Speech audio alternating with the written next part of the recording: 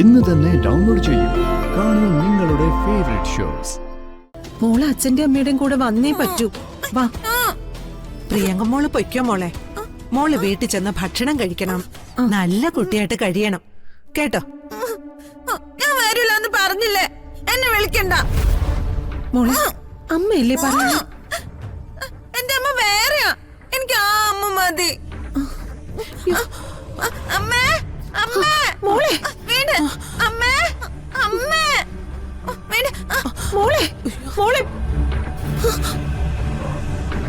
അമ്മേ അമ്മ അമ്മ എനിക്ക് വിശക്കുന്നു. അമ്മ എനിക്ക് ഭക്ഷണം തരുമോ? ഭക്ഷണമൊന്നും എടുക്കണ്ട പത്മിനി, ഞങ്ങള് മോളെയും കൂട്ടി പോവാ. എനിക്ക് വിശക്കുന്നു അമ്മ, നല്ല പോലെ വിശപ്പുണ്ട്. എനിക്ക് എന്തെങ്കിലും കഴിക്കാൻ തരുമോ? യശോദേ, ആദ്യം മോൾക്ക് ഭക്ഷണം കൊടുക്കട്ടെ, അത് കഴിഞ്ഞിട്ട് പോവാം. അതിനൊക്കെ നിന്നാ സമയം വൈകും. കുഴപ്പമില്ലമ്മേ, ഞാനിപ്പോ എടുത്തു കൊടുക്കാം. വാ മോളെ.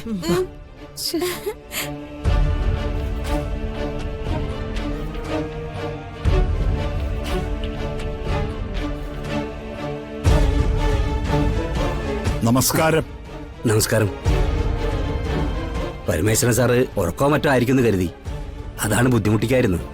ഏയ് അത് സാരമില്ല തിരുമേനി. ഞങ്ങളെ പ്രിയങ്കയെ കൊണ്ടുപോകാൻ വന്നതാ.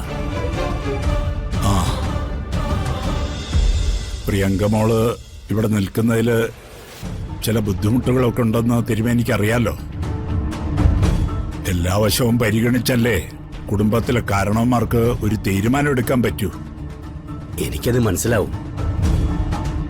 അന്നത്തെ സാഹചര്യത്തില് അവൾ ഒന്നും കഴിക്കാതെയൊക്കെ നടക്കുന്ന കണ്ടപ്പോ നിർത്തേണ്ടി വന്നതാ. അതാ, അല്ലെങ്കിൽ ഞാൻ ബുദ്ധിമുട്ടിക്കില്ലായിരുന്നു. അയ്യോ തിരുമേനി, പരാതിയും പരിഭവമൊന്നുമില്ല. നമ്മൾ തമ്മിൽ അതിന്റെ ആവശ്യമില്ലല്ലോ. പ്രിയങ്ക മോള് എത്രയും പെട്ടെന്ന് സുഖപ്പെടണമെന്ന് തന്നെയാണ് ഞങ്ങളുടെയും ആഗ്രഹം.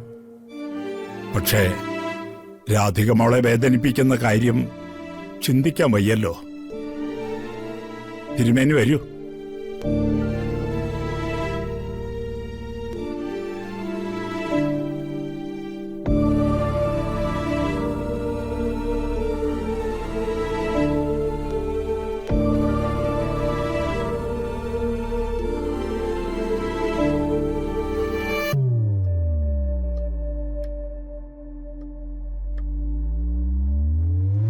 മോളെ ഇരിക്ക്.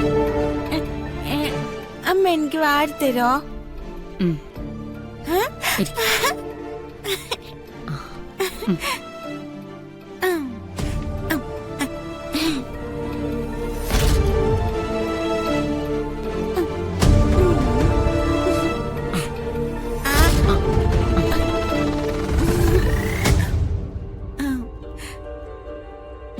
മുത്തശ്ശി വരുന്നത് വരെ എങ്ങനെയെങ്കിലും പിടിച്ചു നിൽക്കണം, അല്ലെങ്കിൽ എല്ലാവരും കൂടി എന്നെ പുറത്താക്കും. വേഗം കഴിക്കും മോളെ, അച്ഛന് പോകാൻ തിരക്കുണ്ട്. കണ്ടോ അമ്മ, ഞാൻ കഴിക്കുമ്പോ ഓരോന്ന് പറയുന്ന കേട്ടോ. അവള് കഴിക്കട്ടെ യശോദേ, വയറ് നിറച്ച് കഴിക്കട്ടെ.